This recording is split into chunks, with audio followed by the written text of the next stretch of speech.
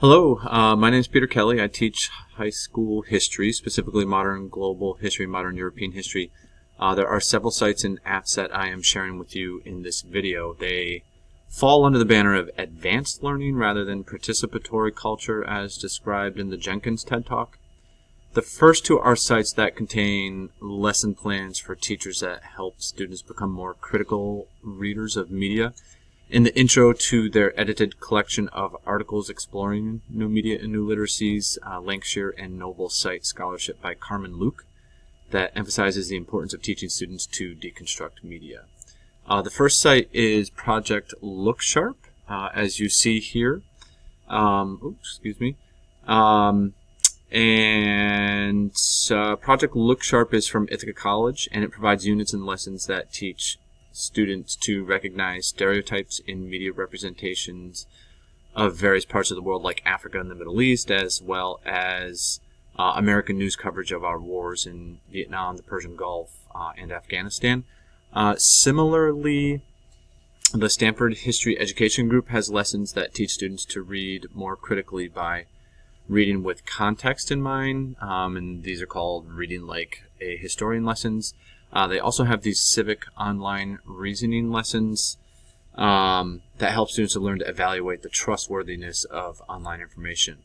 I've used lessons from both of these sites, and they work really well after some easy adaptation for my classroom setting.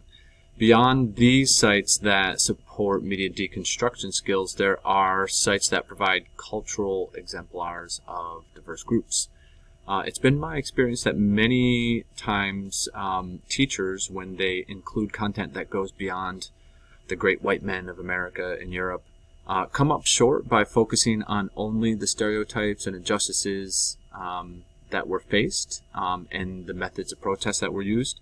And these are vital lessons, but they can also fail to include creative works and cultural expressions of those groups of people. So Google Arts and Culture has a lot to offer in this way, and these exemplars of the creative expressions and culture of such groups. So when part of new media literacy is learning to use media to seek out diverse voices, and so Google Arts and Culture is an example of a way to do that. Also, Twitter is a great example. And for all its problems, you can use it to find all sorts of perspectives to follow. And so whatever you can identify as missing, or I can in the content of my history curriculum, there's someone out there tweeting about it. And all this connects with the scholarship of Catherine Au about culturally responsive instruction, again, as cited by Lancashire and Noble in their intro, in which the home culture of students is emphasized as a new media that needs to be understood by teachers and used in the classroom to engage and better educate students.